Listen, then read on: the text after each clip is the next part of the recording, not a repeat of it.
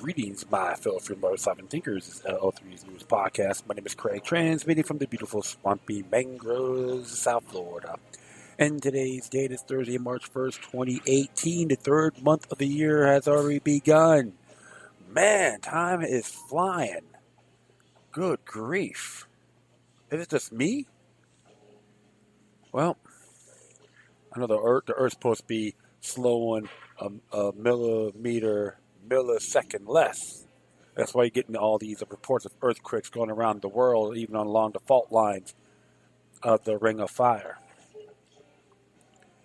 And of course, more people still talk about the whole gun control hoopla, and others are saying Scott Israel needs to resign.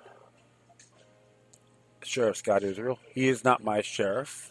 Guarantee you that. When it comes to tyranny, I call all people out. Doesn't matter what your political views are. Get them all. Anyone that supports tyrannical views are the enemies of freedom. That even includes your local servants. Gotta call them out as well. There's many of these commissioners in these other counties around the state of Florida, since the fear of what happened at the horrific events at Parkland, they get a solution. We gotta not stop selling these certain weapons to certain people. Lift the age limit up to 21. You got a lot of these corporate sports shops are cowering down. It wasn't the freedoms that got into this mess. Plain and simple. You got a bunch of Kool-Aid drinking Orwellian saps. Just look at the face value, but never take the initiative on observing the fine print. That's what you call Orwellian snowflakes. 1984. All been doctrinized, I would say. Doctrinated. Zombified. Now even President Trump is jumping on that bandwagon about anyone that's mentally ill. Anyone can call, they can take their firearms away, then do due process second. What the hell you think you're doing? Well, I'm not too surprised anyway. I guess I never followed the hype. Some people assume all the diehard Trump support because, yeah, some of the stuff I can agree with on his campaign, but action speaks louder than words. I don't follow the hype, the trends. People tell me I should vote for him, you don't be my friend. Now look what happened. Things are backfiring. But remember, he's only a patsy. A lot of stuff is occurring long before he got in. So something to think about, too. Remember, our natural-born rights should never be taken away. I guess people oh, yeah, they can take it away. Yeah, then you're a bunch of cowards then. Stop being a bunch of doormats. You're not slaves. You're freedom-loving, sovereign-thinking individuals. You're born with these rights, not given by man or some tyrant or some governmental entity or pawn, whatever you want to call it. But there's some good things that are happening, too. A lot of stuff is occurring around the world. Speaking of gun control, we got all these still people with the sweet-pie purebred syndrome want the government to take care of them, protect them. Well, we're going to talk about a story that happened 25 years ago, February 28th, 1993 to be exact. Kurt Nemo wrote this. It's actually exclusive through newsbuzz.com, membership community center. Member community. Community members like myself are right here. Hey, it's a good fee. Sometimes $60, $70. It depends. Once you're locked in a certain range, you pay for the rest of your life on your own free will. So I spend like $60, and it's worth it. I get great information, and it's easier access. Isabel Edmonds, the FBI whistleblower. Thank her. And all these great contributors, including Kurt Nemo and many others. Go to newsbuzz.com to give them their support. So, this one was actually member content only. However, I'm going to narrate this. Any NewsBuzz members out there can get the link. I will put the footnote on there, but you have to take the initiative on being a member. I'm doing this because they have, you folks know, mainstream media is not talking about it. Rather, it's from the left or the right. All right, this one says here, gun control, mass murder, the 25th anniversary of the Waco siege. I said Seiko. Waco siege. 25 years ago on Sunday, February 28, 1993, the U.S. government raided the Branch Davidian compound outside Waco, Texas, and set the stage for one of the worst massacres in American history. Blamed for the murder of 82 people, 78 men, women, and children, and 4 ATF agents can be attributed to the actions of then President Clinton, his Attorney General Janet Reno, who was actually she was a district attorney for Miami-Dade County, and there was a claim she was a conspirator to the drug cartel by aiding and comforting her with lesbian prostitutes. It's an interesting claim. But she was a very corrupt woman for sure. And warmongering demonad himself, General Wesley Clark.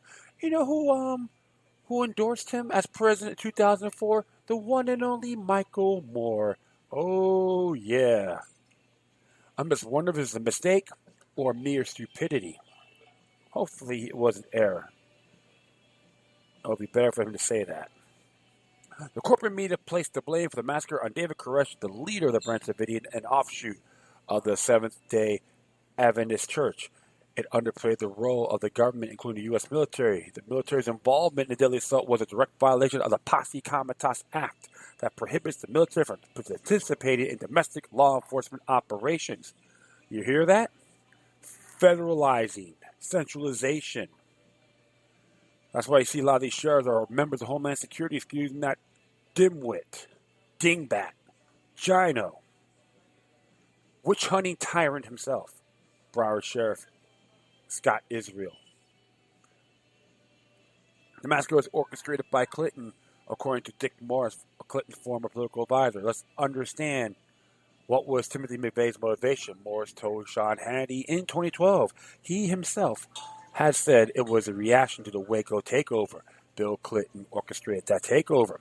That's right, the CFR stooge himself now has Parkinson's disease. And a lot of us knew that his wife wore the pants of the White House as well. Allegedly, of course. McVeigh was convicted and executed for the 1995 Oklahoma City bombing of the Alfred P. Mora Federal Building. Clinton, in fact, was so ashamed about what he did in Waco, he was not going to appoint Janet Reno to a second 4-year term.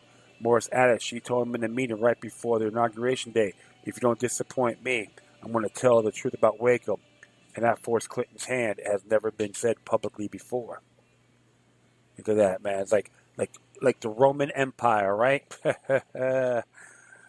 Yeah. The Waco massacre was a showboated gun control stunt by the Clinton administration. It moved to ban semi-automatic assault rifles.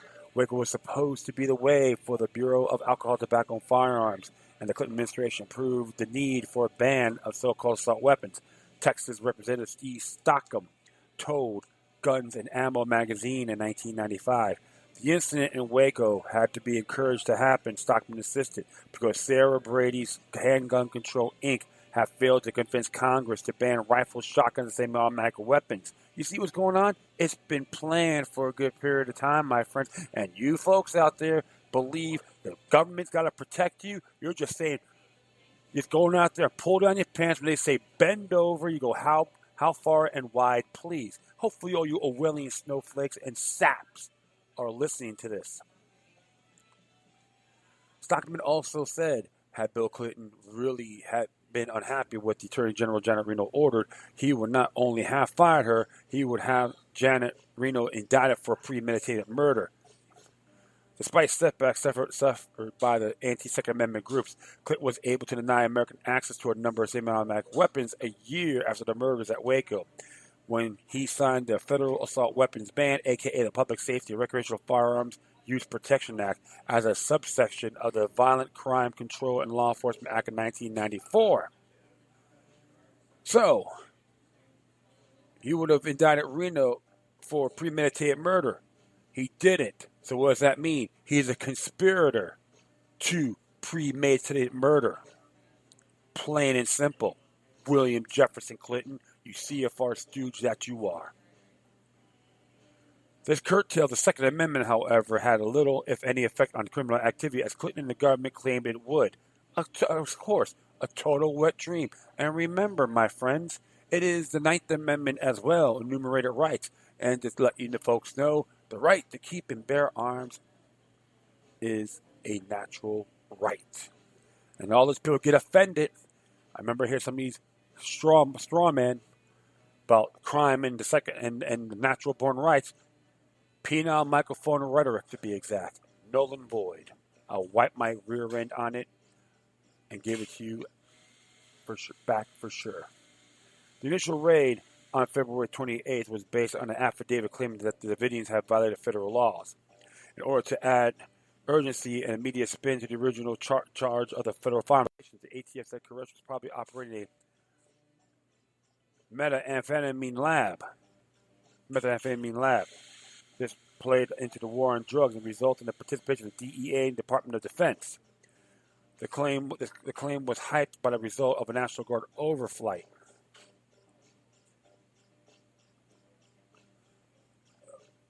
Sorry about that.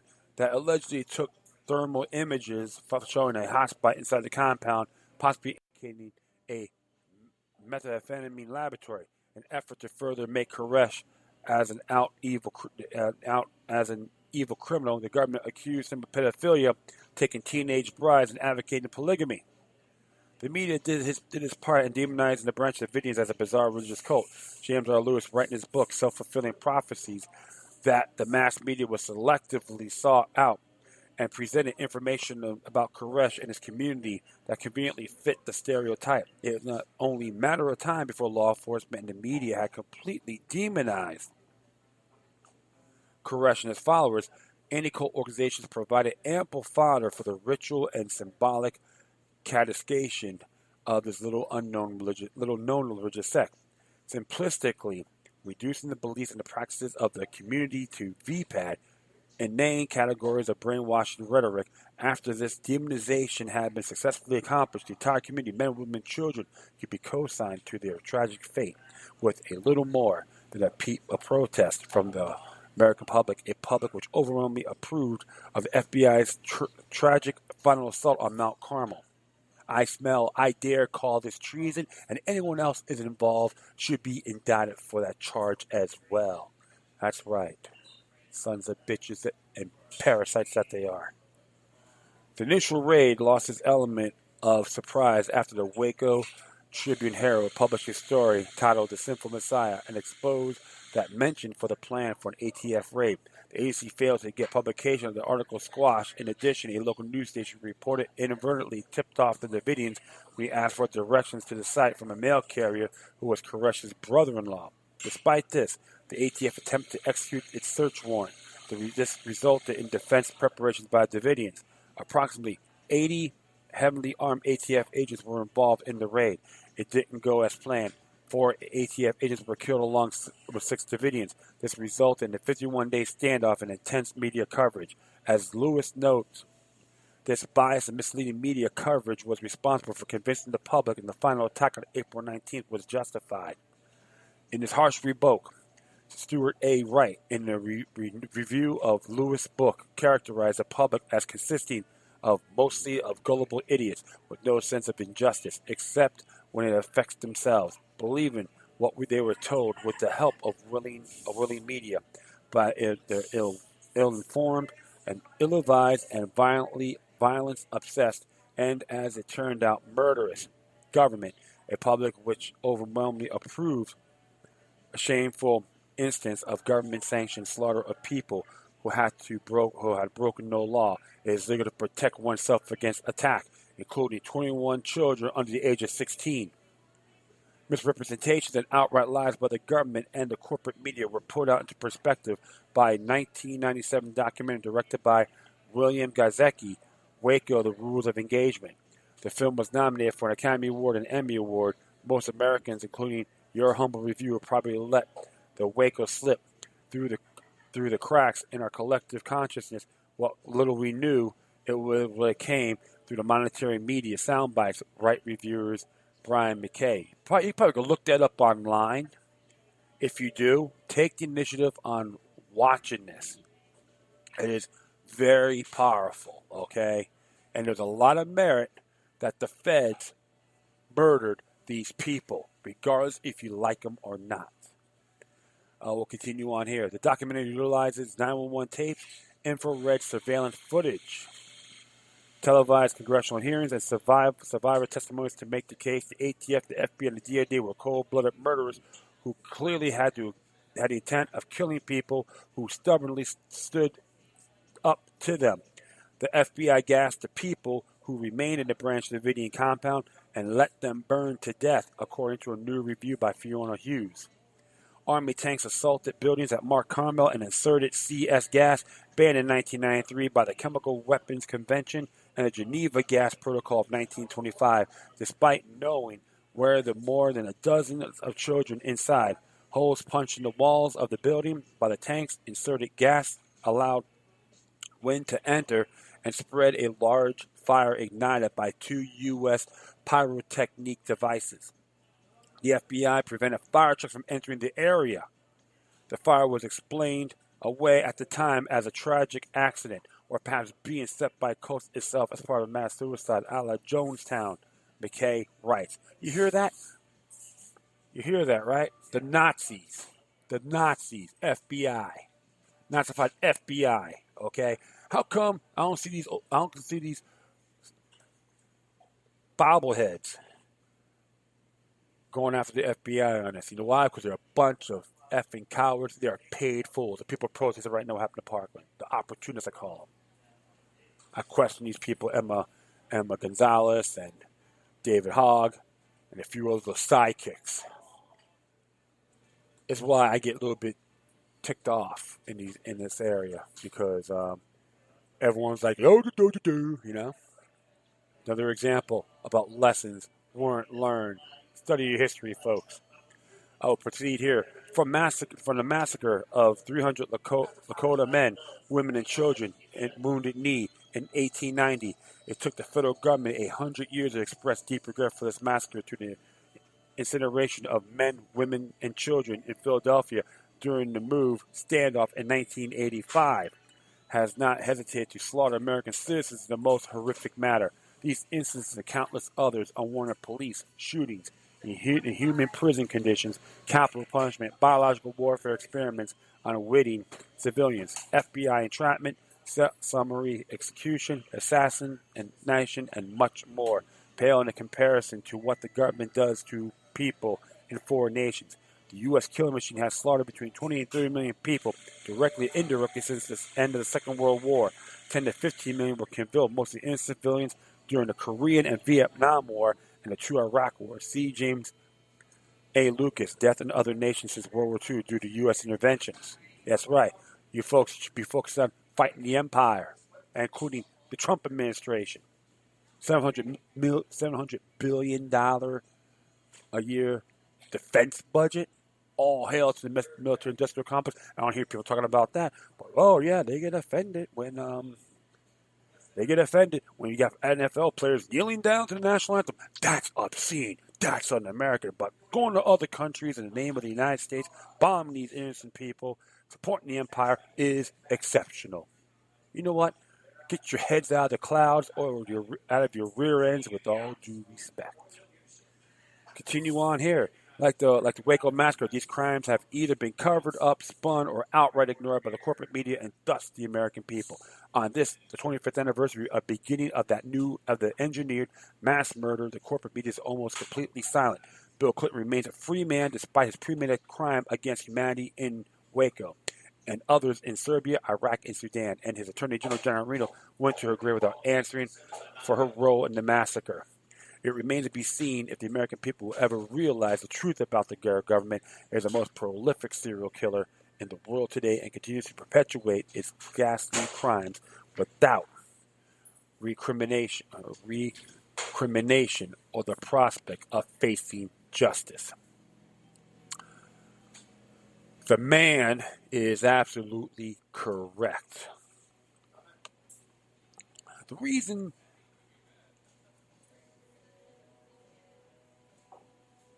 why I get annoyed, because folks out in the world, not all, but a great amount which the corporate media want to praise, are obtuse, blatantly ignorant buffoons and using children to get their way. I dare call this treasonous. They make Benedict Arnold a proud patriot, the hero of the American Revolution. I can go real deep if I want. You got a lot of folks out here just talking about what they got to do, but that's okay. But if you leave all your security eggs in the hands of the government, it's going to bite you in the rear end when least expected. It's the term that the CIA uses called blowback. So when you go out there protesting, we need gun reform, never again, enough's enough. It should be against our tyrannical elements in the U.S. government. Study history, my friends. The past is today's greatest teacher. I don't want to hear these bobbleheads on TV, these snot-nosed brats, trying to tell me how to think.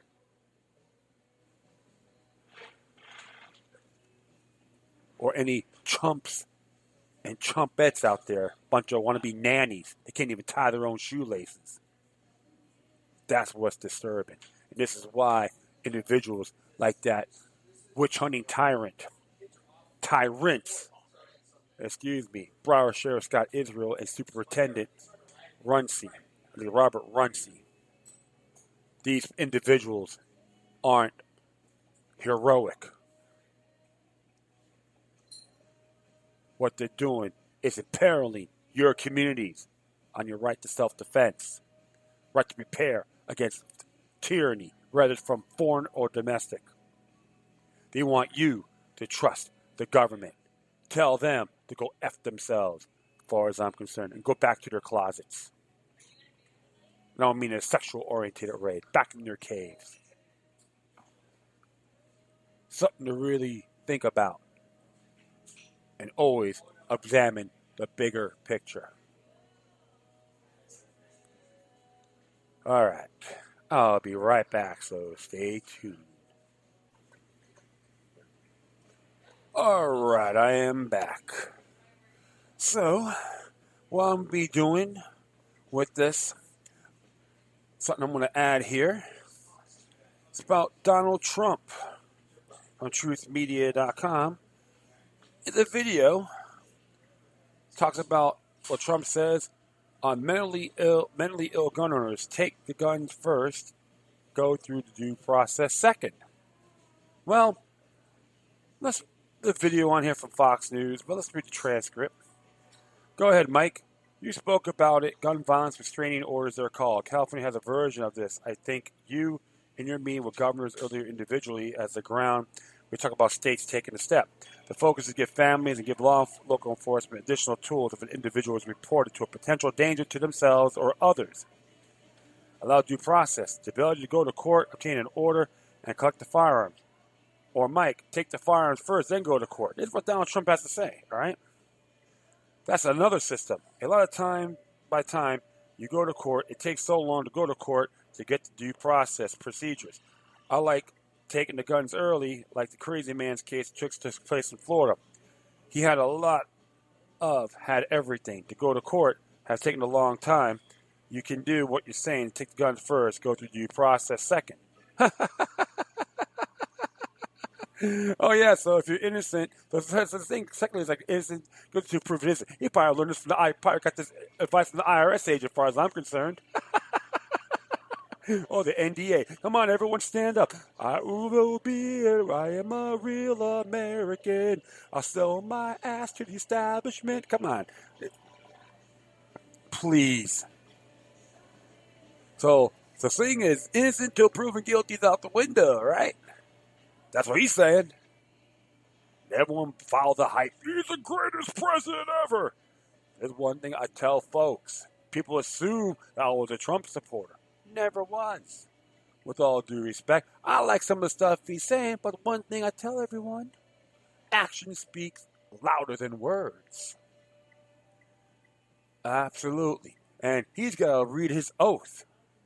What he's telling me, telling everyone, hey, I'm a constitutional literate too, just like my predecessors before. Come on. Remember, Jefferson said it the best, you never trust the government. All right? So that means including President Trump and his administration. You don't trust any of them when they're in these positions, regardless, friend or foe. The video on that is hilarious. And even I'm going to add another one here. Dr. Paul on the Ron Paul Liberty Report talked about it. And he finds it very concerning. Because it says here, at the press conference yesterday, President Trump dismissed the idea of due process before police confiscated private firearms. He even suggested that police ignore restrictions on such gun grabs. Government will use the latest crisis to grab more of our liberties? Yeah. So you folks out there, all you freedom lovers out there, better be paying close attention. He is not a god or a king, but a president. He needs to go to Article 2 of a U.S. Constitution. Then let's talk about him banning bump stocks with executive order. Null and void. Penile microphone rhetoric. Hey, but it's okay for him to sign a bill to spend $700 billion for the military-industrial complex. God bless the empire. And keep the Federal Reserve going. Our solution is this: 10th Amendment. Every state in the union can give them the middle finger. If the Congress passes those illegitimate laws, he signs it. You can wipe our rear ends, and the governors of each state and the county sheriffs can say, get the hell out of my jurisdiction. I'm going to throw your rear ends in jail. This is why, my friends, federalized sheriffs are dangerous. Anyone in that position as a member of Homeland Security and their deputies, major conflict of interest. I know I've been preaching this and stressing this, but the truth of the matter is, it's the damn truth. Any questions, read Federalist Papers 46, written by James Madison. I'm going to add those to the memo. You can listen to the show. It's very powerful. It should affect everybody. It should affect everyone. All right, next one here came from the globalmail.com. I think it's a couple days ago, I believe it was. The baby came out. Yeah, mail.com, and came out 2 days ago to be exact. And this one's entitled, China using big data to detain people before crime is committed. Report. Thought criminals. Hey, look what the federal government and U.S. and Chinese government had in common. They support thought crimes. Let's just see what it has to say about this. This is by Nathan Vander Kalepi. I think Alexandria Key wrote this. It says here, barely 7 months ago, a senior Chinese official promised that artificial intelligence could one day help authorities spot crime before it happens. In the country's far west, Xinjiang region, it's already happening with the establishment of a system that critics call Orwellian in scope and ambition, which is being used to place people in political re-education, called the Integrated Joint Operations Platform, or IJOP. It assembles and parses data from facial recognition cameras, Wi-Fi internet sniffers, license plate cameras, police checkpoints, banking records, and reports made on mobile apps from home visits. A new report from the Human Rights Watch finds. Yeah, God bless 1984. God bless the New World Order. Imperialism is the only way. As I continue here, take a shot of my water. If the system flags any suspicious, a large purchase of fertilizer, perhaps a stockpiles of food, considered a marker of terrorism. Yeah, and then you got people in in local governments, including the city of Fort Lauderdale, wants to believe in limiting on ammunition, how much you can buy. Hey, sounds like what a coincidence, right? Wonder Twin Powers activate. It notifies police who are expected to respond the same day and the act according to what they find. Who ought to be taken, should be taken, says work report located by the rights organization. Another official reports shows. Reports generated by IJOP are used to send people to an occupational skill education training center where political re-education is carried out. We have documented connection between big data program and detentions, said Maya Wang,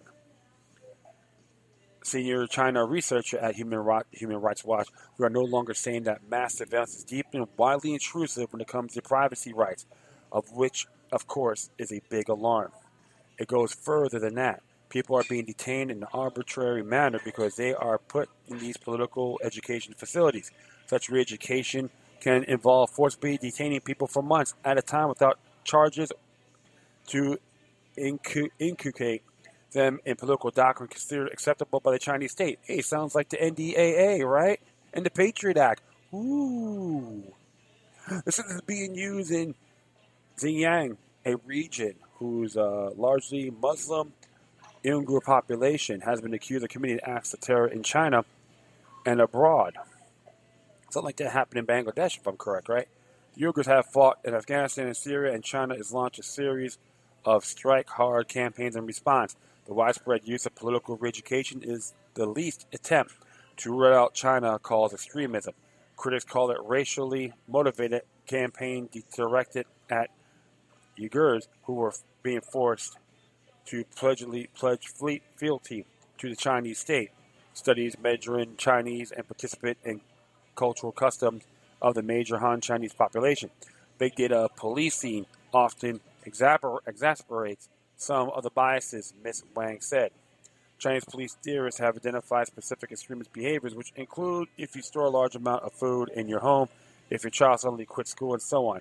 She said, train a computer to look for such conduct, then you have a big data program modeled upon pretty racist ideas about peaceful behaviors that are part of the Uyghur, hopefully I pronounced that right, identity, she said. The report adds some pieces to the puzzle over what is happening in Xinjiang, where it came clear over the last year that tens of or perhaps hundreds of thousands of Uyghurs were disappearing without having done anything illegal, said Ryan Thum, a historian at Loyola University in New Orleans who has traveled extensively in Xinjiang. No Uyghur in Xinjiang today, not even the most submissive party loyalists, can go to sleep feeling certain if they will be taken to a re-education camp, he said. The notion of predictive policing will come some way to explaining how people can disappear without having crossed an obvious line. China's officials, however, have boasted that their new skill in sifting through information allows them to prevent the personal and societal damage that comes from crime. The big platform in Xinjiang, Jiaxi County, for example, covers all sorts of information such as geography, the migrant population, fertilizer purchases, gasoline, and vehicles. Once finding abnormal data, the system will automatically alarm a police officer named Zhu Langali told China's Nanfang magazine. He added before the big application of big data, police often only arrested people after they had committed wrongdoings and the victim suffered losses. As a result, now relying on information technology, they can take a preventive measures in advance. Jiaxi County was seen as a temple of the rest of Xinjiang, the article said. A report on a website maintained by the Communist Party's Committee of Political and Legal Affairs further describes how public security organs throughout Xinjiang have been built and integrated information prevention and control circle, intensifying the increasing the information collection of citizens, eating, living, traveling, consumption, and entertainment. Real-time data collection and analysis across Xinjiang provided an effective means for timely detection of whereabouts of those who may be involved in terrorism activities. The report said China's Ministry of Public Security has formed a leading work group with a focus on big data. At a news conference held this January, Minister of Public Safety Zhao Kazi described China's ambition. The conference described efforts at all levels to realize that the acute perception and accurate prediction of various hidden dangers and crime, China Youth Daily reported. Elements of the policing system in Xinjiang are being set in place elsewhere in China, including the collection of data and integration of systems. But Xinjiang appears to be unique in the use of artificial intelligence to detain people in political re-education. Chinese companies are boasting about their big data powers abroad. At the Winter Olympics in South Korea, for example, Alibaba built a large pavilion to describe its capabilities and offers its services to the outside world. Its ET City brand, for example, can be used to improve timing of traffic lights and employ artificial intelligence to quickly route emergency services to an accident. But Alibaba also boasts about the system's value in the social governance and public security, saying in an information presentation, with video recognition technology and location-based services, authorities can respond to incidents and precisely and quickly. Alibaba provided a person to describe pavilions on the condition that it would be off the record. The companies declined interview requests at the Olympics. This was with reporting by Alexandria Lee. Okay, so that's why when you hear about they track people on gasoline, fertilizer, and all that, you got people in our local government. People talk about controlling and limiting ammunition purchases and all that. It's the same thing. Okay? This is the reason why I took the time to look at these things, do my homework, and share it to my listeners. They want to see how much you can get. It's called nannyism. Something like Michael Bloomberg's wet dream, and many of these tyrants out there. Doesn't matter what, regardless of party lines. Just blow it out of their, just blowing smoke if I've been using that. And that's why you got to take the initiative on thinking broader and critical in these areas. You want that happening? First firearm owners, but it says okay. Then you give them that leeway, creating a president that will burn you.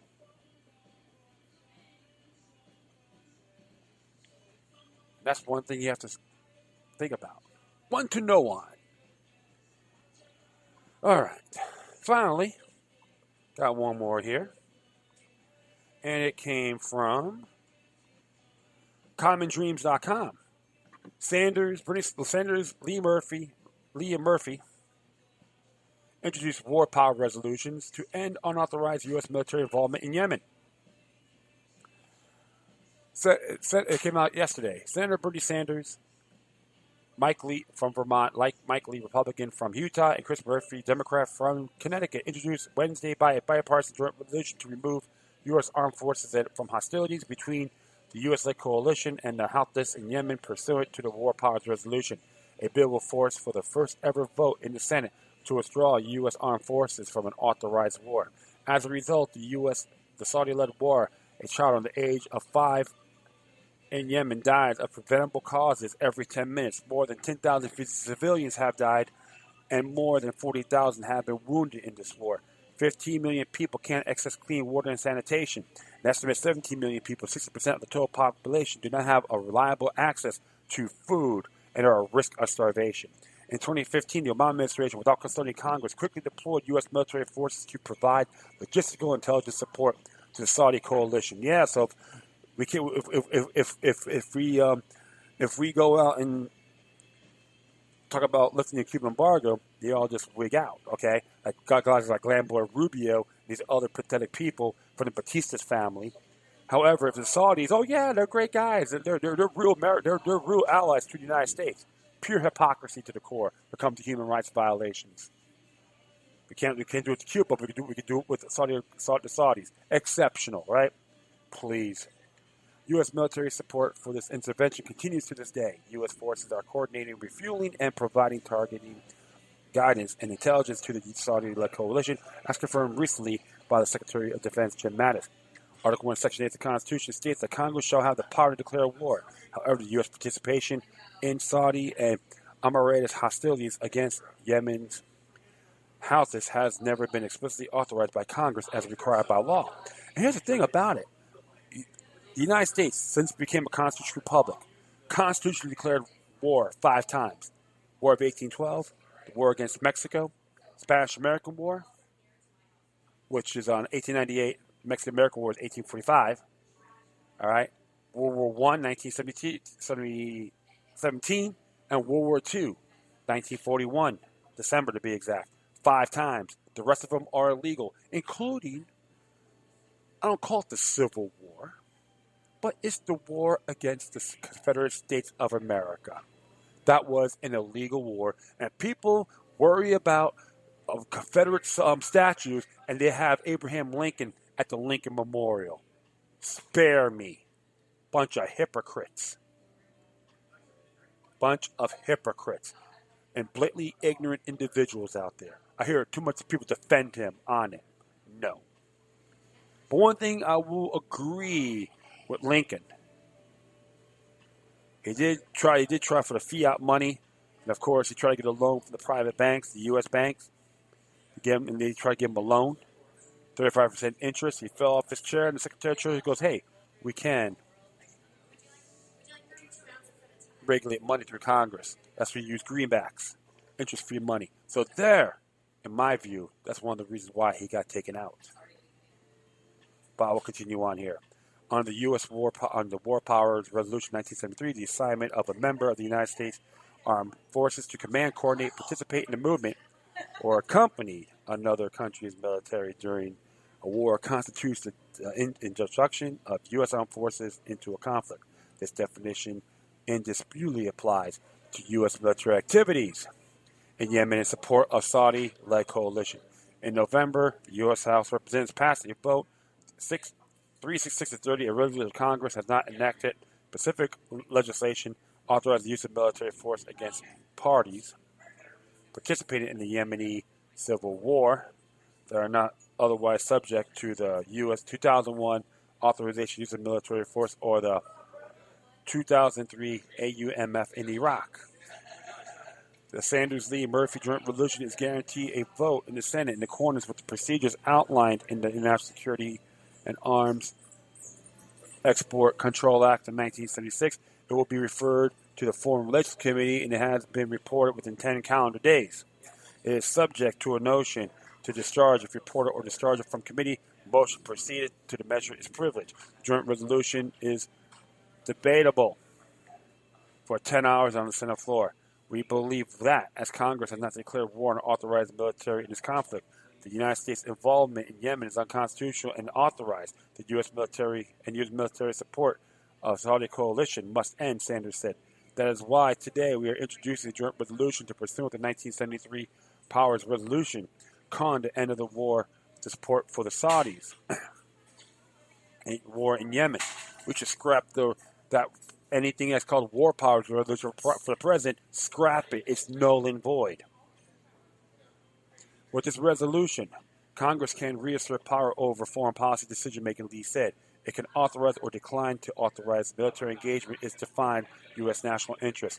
Thousands and thousands of innocent civilians inside Yemen today are dying, and the United States is complicit, Murphy said. This horror is caused in part by our decision to facilitate a bombing campaign that is murdering children and to endorse a Saudi strategy inside Yemen that is deliberately using disease and starvation and the withdrawal of humanitarian support as a tactic. There is no legal authorization for the United States to be part of the war inside Yemen. Congress cannot continue to be silent.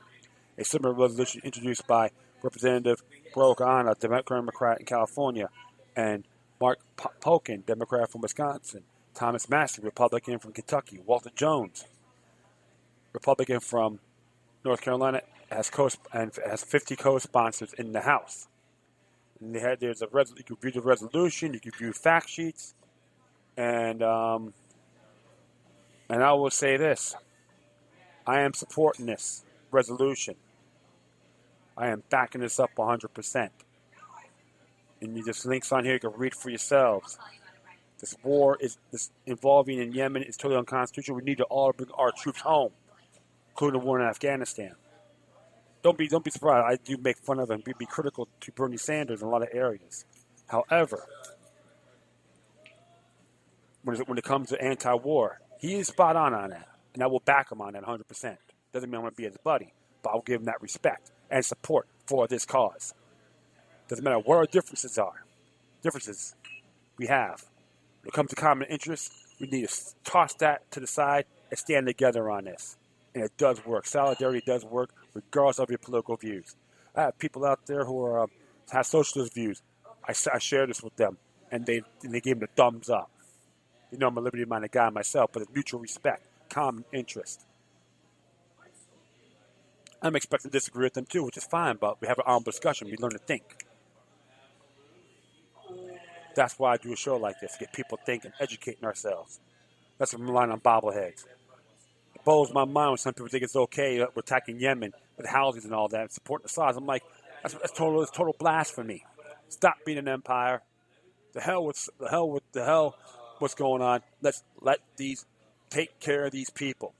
Not just there, Libya, Afghanistan, many other places. Yeah, stop these United States getting involved in these wars. And Israel needs to stop doing it as well. NATO and all that is completely unacceptable.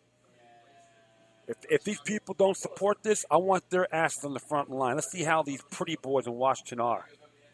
And if they're lobbyists and advisors, they're on the front line too. Let's see how tough they are. So, but it's good stuff, man. I'm very pleased. And to be very frank, that is it. I thank everyone for listening. Plus, feel free to download and share us throughout your social media network. If you have any questions, comments, or you send something that's interesting you may want to check out, whatever you do, please address the correspondence with decorum. You get me on Facebook, Twitter, Google+, Breaker, iHeartRadio, Tumblr, YouTube, Freedoms Network, Minds.com, FutureNet.club, Patreon.com/Loki Luck with 3 eyes all together. If you're going to be a donor, patron, that would be awesome. You can get me at Gab, gab.ai, which is a Twitter version that supports free speech. And I get some of these interesting followers that are trying to promote their products to me. You know what? You're going to follow me. Doesn't mean I'm not going to do the other way around. In addition, you can email me at lookyluck3@gmail.com or to Cryptid fans. If you have a Proton mail account, lookyluck03@protonmail.com.